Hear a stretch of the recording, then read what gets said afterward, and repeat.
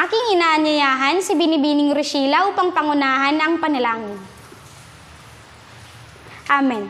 Magandang umaga, klase! Bago kayo umupo ay siguraduhin maayos ang inyong mga upuan at pulutin ang mga kalat sa ilalim nito. Kalihim, may lumiban ba sa klase sa araw na ito? Kung mayroon ay markahan na lamang ito ng X. Noong nakaraang araw, klase, ay tinalakay natin ang tungkol sa kwento ng bata-bata paano ginawa ni Luwalhati Bautista. Sino ang nais maglahad muli ng kanyang natutuhang aral sa kwento? Subukin mo nga, Ginoong Aldray.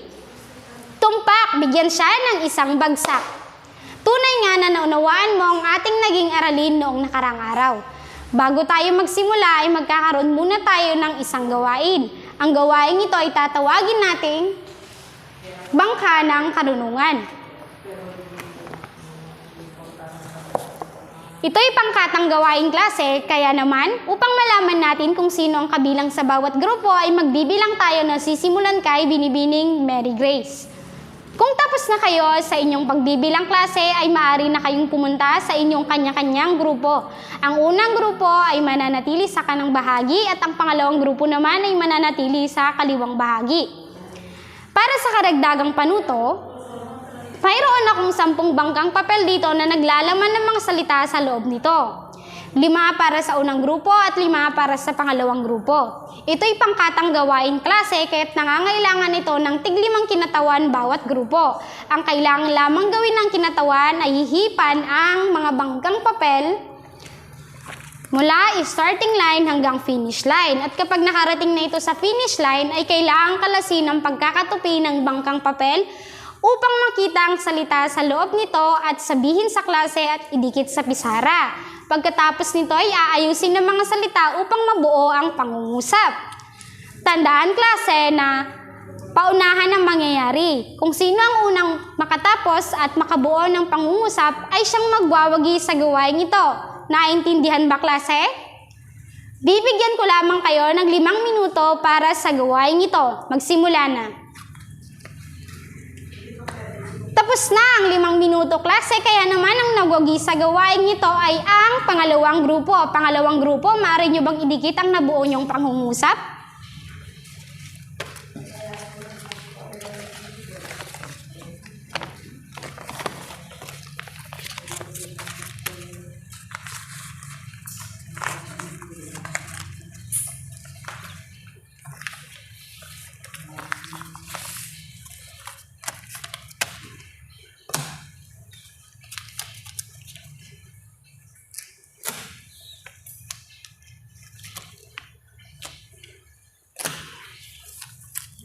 Pangalawang grupo, maaari nyo bang basahin? Ang unang hari ng Bembaran. Mahusay, bigyan sila ng 3 bagsak. Base sa ating naging gawain, klase, ano sa tingin nyo ang magiging paksa natin sa araw na ito? Subukin mo nga, Binibining Hanili. Magaling, bigyan siya ng 2 bagsak. Ang ating magiging paksa sa araw na ito, nga klase, ay ang unang hari ng Bembaran na isinalin ni Venancio L. Menjola. Ngunit bago yan, klase, ay may mga salita sa alamat na hindi pamilyar o hindi nyo gaanong maintindihan. Ito'y ginamit ko sa pangungusap at may salungguhit.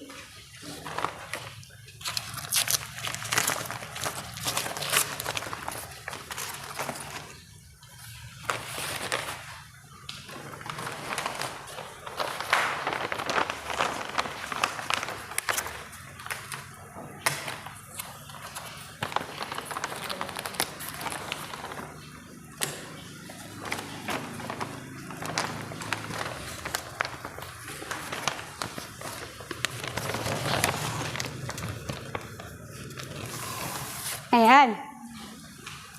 Para sa susunod.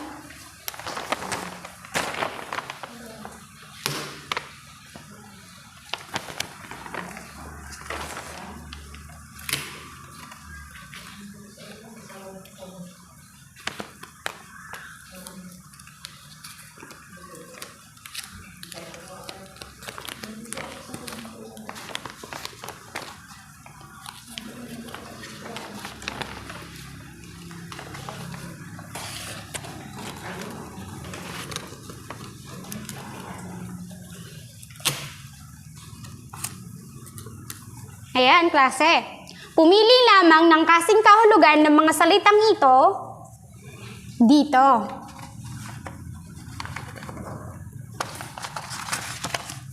Ayan. Isulat ito sa patlang bago ang bilang at isulat ito sa kalahating sagutang papel. Bibigyan ko lamang kayo ng 3 minuto para sa gawain ito, klase. Magsimula na kayo. Tapos na ang 3 minuto, klase, kaya't atin nang iwawasto ang inyong mga gawain at basahin ang kasing kahulugan at ang salita pagkatapos. Sinong nais sumagot para sa unang pangungusap at basahin ito? Subukin mo nga, binibining Roda. Tumpak, bigyan siya ng isang bagsak. Si Rina ay nakitang nakahandusay sa kanyang torogan. Ang kasing kahulugan nga ng salitang torogan ay tulugan. Para naman sa pangalawang pangungusap, subukin mo nga, binibining Cho. Ang hawak niyang agong ay ginamit niya sa isang kompetisyon ng pag-awit sa kanilang nayon. Tumpak, bigyan siya ng isang bagsak. Ang kasing kahulugan nga ng salitang agong ay instrumento. Para naman sa pangatlong pangungusap, subukin mo nga, binibining Adriano. Ang paglalayag ng mag-anak ni Diwan Tandaw Gibbon patungong Bembaran ay kinatuwa ng tao. Ang kasing kahulugan nga ng paglalayag ay paglalakbay. Tumpak, bigyan siya ng isang bagsak. Para naman sa pang-apat na bilang, subukin mo nga, Ginoong Jonathan. Si Nena ay nangunguha ng kabibe sa dalampasigan. Ang kasing kahulugan nga ng dalampasigan, klase, ay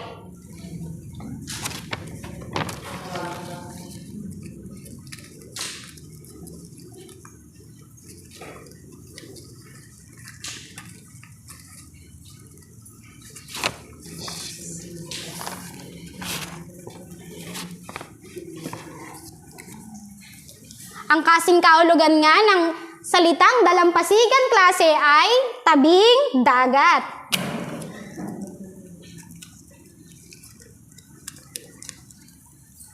Para naman sa panglimang pangungusap, si Lino ay nasugatan dahil sa pagsaksak ni Benny ng hawak niyang punyal. Ang kasing kahulugan nga ng salitang punyal ay patalim. Magaling, bigyan siya ng 2 bagsak.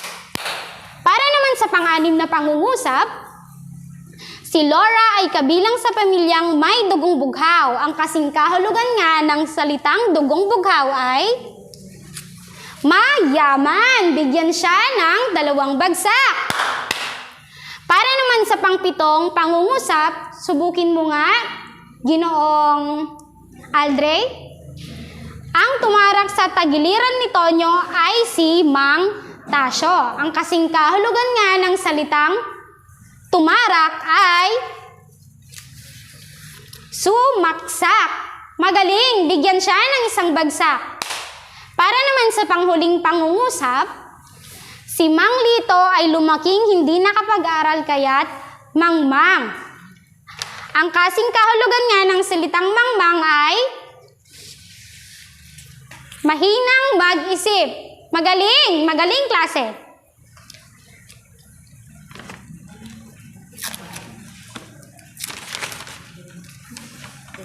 Ngayon, klase, basahin natin ng sabay-sabay ang mga salita at ang kasing kahulugan nito. Turogan, tulugan. Agong, instrumento. Paglalayag, paglalakbay. Dalampasigan, tabing dagat. Patalim, punyal. Dugong bughaw, mayaman, tumarak, sumaksak. Mangmang, mahinang, mag-isip. Palakpakan ninyo ang inyong sarili, klase. Ngayon, klase, dahil sa inyo nang nabasa ang tungkol sa kwento ng ang unang hari ng Bembaran, bilang binigay ko ang takdang aral nyo nung nakarang araw, ay atin na lamang itong uunawain at tatalakayin. Kaya naman, magkakaroon muli tayo ng isang gawain. Ang gawain ito ay tatawagin nating pick a pen. Bibigyan ko kayo ng kanya-kanya niyong mga numero. Ayan, klase. Ang mga numerong ito ay nakadikit din sa mga ballpen na hawak ko. Ngayon, upang malaman natin kung sino ang sasagot sa aking unang katanungan, ay bubunot ako ng ballpen at kung numero mo ang nabunot ko ay ikaw ang sasagot sa aking katanungan. Maliwanag ba, klase? Kung gayon, magsimula na tayo. Para sa unang katanungan, ano ang itsura ng puok ng nasasakupan ng hari? Bubunot ako ng ballpen, klase. Numero 9. Numero 9, ikaw ang sasagot sa aking katanungan. Ano ang iyong sagot? Tumpak. Bigyan siya ng 2 bagsak. Para naman sa pangalawang katanungan, bakit nababahala ang mga tao nang makitang malungkot ang kanilang hari? Bakit nga ba? Bubunot ako ng ballpen. Numero 13. Numero 13, ikaw ang sasagot sa aking katanungan. Ano ang iyong sagot? Magaling! Bigyan siya ng 1 bagsak. Para naman sa pangatlong katanungan, klase, bakit naisipan ni Diwan Tandaw Gibon na magbalik sa Bembaran? Bubunot ako uli ng ballpen, klase. Numero 7. Numero 7, ikaw ang sasagot sa aking katanungan. Ano ang iyong sagot? Tumpak. Bigyan siya ng 2 bagsak. Para sa pangapat na katanungan, klase, bakit naisipan ni Diwan Tandaw Gibon na mag-asawa pa ng iba?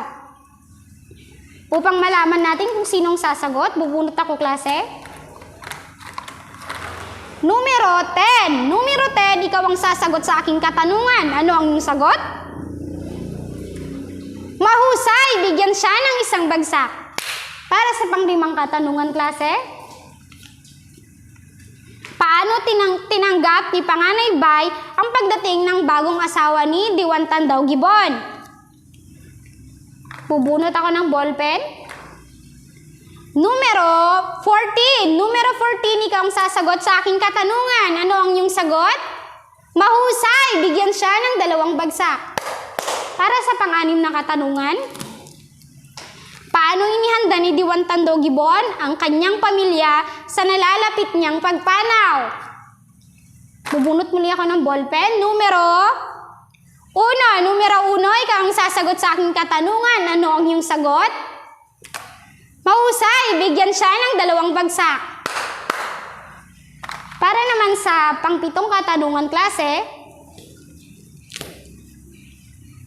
paano pinahiwatig sa publiko ang pagkamatay ng hari? Bubunot ako ng ballpen. Numero 5. Numero 5, ikaw ang sasagot sa aking katanungan. Ano ang iyong sagot? Mahusay. Bigyan siya ng 2 bagsak. At ngayon, klase, para sa panghuling katanungan, kung ikaw ang asawa ni Haring Diwan Tandaw Gibon, tatanggapin mo bang mag-asawa ng iba pang babae ito? Upang malaman natin kung sino ang sasagot, numero 4. Numero 4, ikaw ang sasagot sa aking katanungan. Ano ang iyong sagot? Mahusay. Bigyan siya ng 2 bagsak. Mahusay niyo bang naunawaan ang alamat ating tinalakay, klase? Kaya naman, bibigyan ko muli kayo ng isang gawain. Manatili sa inyong grupo kanina at kung inyong naunawaan at naintindihan, ang alamat ay atin itong susuriin gamit ang grapikong pantulong upang masuri ang pagkatao ng pangunahing tauhan sa alamat.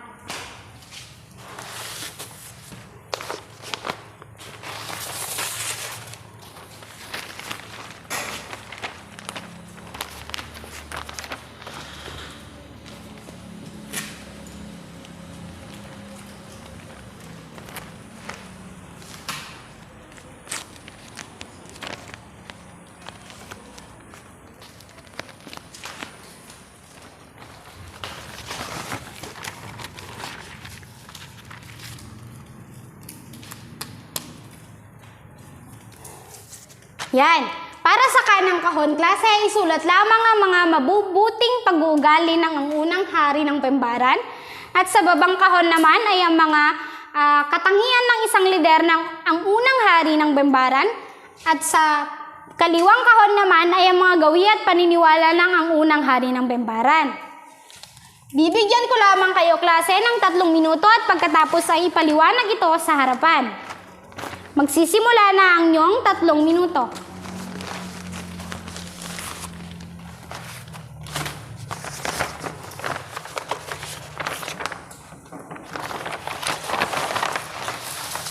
Para sa unang grupo,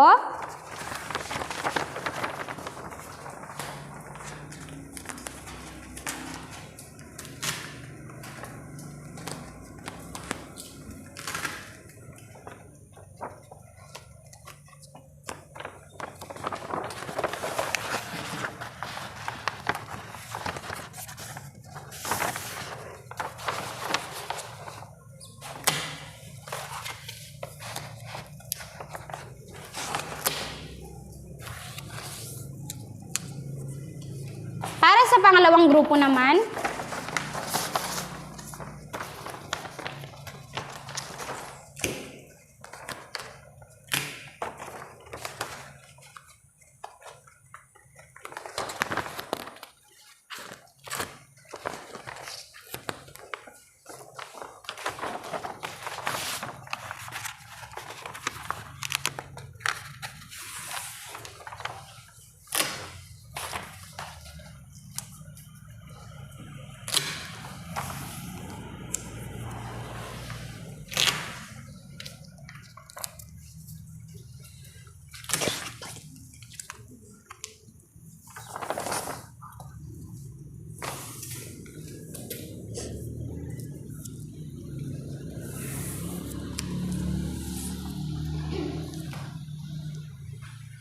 yan.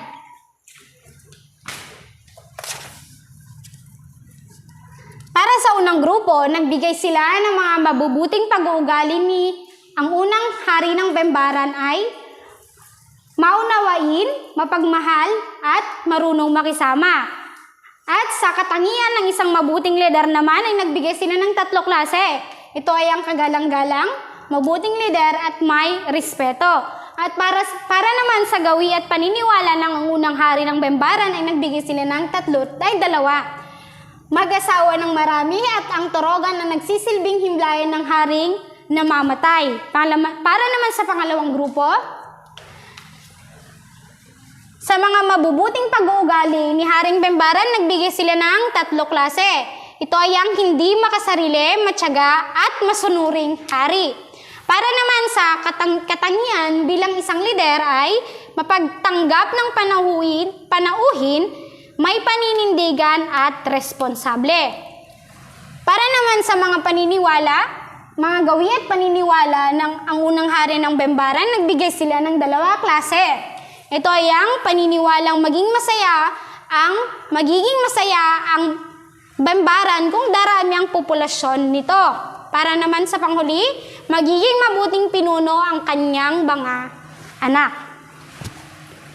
Base sa inyong naging kasagutan, klase, ay ang tunay nga na hari ay kayang isakripisyo ang lahat para sa kanyang nasasakupan. Batid ko, klase, ng isang hari ay kayang gawin ng lahat upang mapabuti ang kalagayan ng kanyang nasasakupan, maging ito man ay kanyang ipapahamak. Kung kayo ang nasa kalagayan ni Haring Diwan Tandao Gibbon, klase, gagawin nyo ba ang kanyang ginawa na pag-aasawa ng iba pang babae para sa kanyang nasasakupan kahit masasaktan niya ito? Subukin mo nga, Ginoong Gilbert. Tumpak, bigyan siya ng 2 bagsak.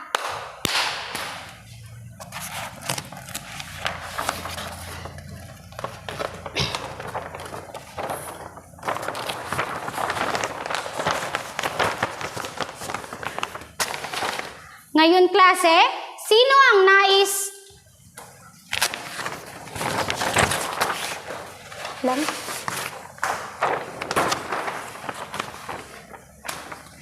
Ngayon, klase, sino ang nais maglad muli ng ating tinalakay sa araw na ito? Subukin mo nga, Binibining Mary Joy.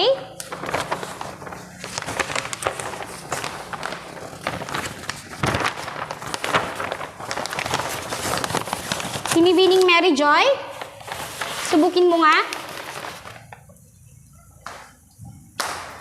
Magaling! Bigyan siya ng 3 bagsak. Batid ko klase, natahas nyo ng naunawaan ang alamat ng ang unang hari ng Bembaran. Kaya naman, nais kong maglabas kayo ng isang kapat na papel at piliin lamang ang letra ng pinakatumpak na sagot. Babasahin ko lamang ng 2 beses ang tanong klase, kaya't makinig ng mabuti.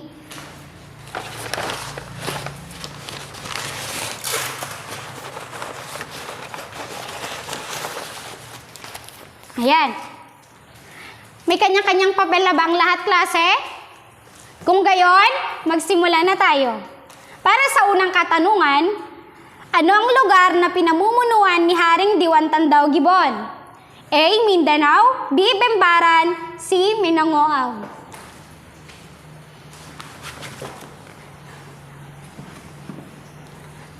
Ulitin ko, klase. Ano ang lugar na pinamumunuan ni Haring Diwan Tandao Gibbon? A. Mindanao, B. Bembaran, C. Mindanao. Para sa pangalawang tanong, sino ang unang hari ng Bembaran? A.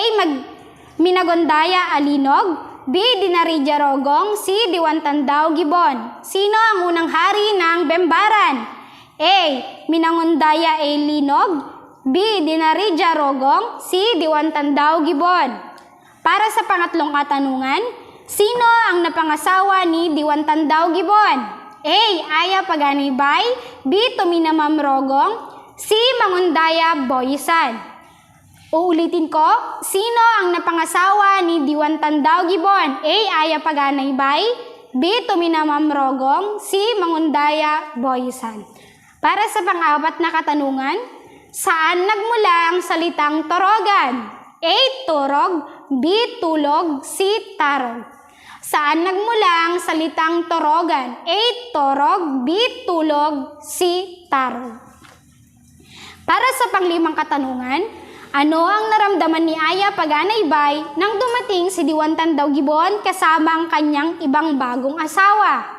A. Saya at galak, B. Di mapalagay at malungkot, C. Pangamba at takot. Ano ang naramdaman ni Aya Paganibay nang dumating si Diwan Tandao Gibbon kasama ang kanyang ibang bagong asawa?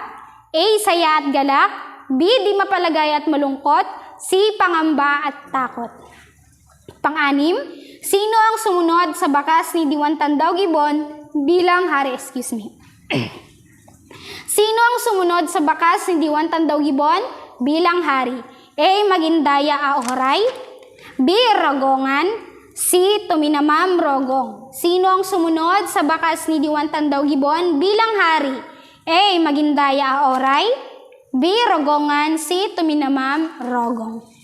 Pang-pito, ano ang pinamana ni Magundaya Alinog sa kanyang 2 apo? A. Mahiwagang bangka at gintong agong, B. Mahiwagang perlas, C. Kayamanan at gintong bato.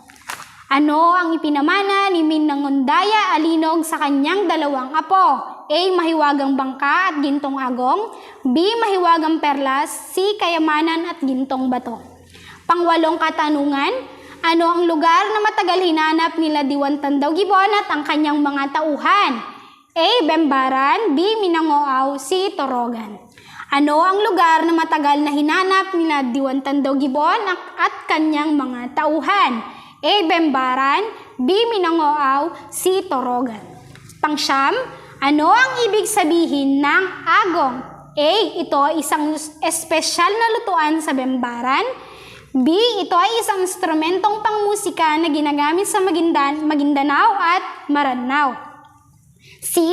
Ito ay isang parte ng katawan ng isang tao sa Maranao. Ano ang ibig sabihin ng agong? A. Ito ay isang espesyal na lutuan sa Bembaran. B. Ito ay isang instrumentong pangmusika na ginagamit sa Maguindanao at Maranao. Letter C. Ito ay isang parte ng katawan ng isang tao sa Maranao. At para naman sa panghuling katanungan, sino ang pinakasalan ni Tuminamam Rogong nang mailibing ang kanyang ama? A. Prinsesa Lalawanan ng Hulo, B. Prinsesa Mayari ng Mindanao, C. Prinsesa Mimongano ng Bembaran. Sino ang pinakasalan ni Tuminamam Rogong nang mailibing ang kanyang ama? A. Prinsesa Lalawanan ng Hulo, Prinsesa Mayari ng Mindanao, at C. Prinsesa Mimongano ng Bembaran. Tapos na ba ang lahat, klase? Ipasa na sa harapan ng inyong mga papel at ako na lamang ang magwawasto. Ngayon, klase, sa puntong ito, para sa susunod nating aralin ay basahin at unawain ang tungkol sa kwento ng si Pilato, ang susunod na kwento, pahina 548 hanggang 550. Maliwanag ba, klase? Mabuti kung ganoon. Paalam, klase! Maraming salamat.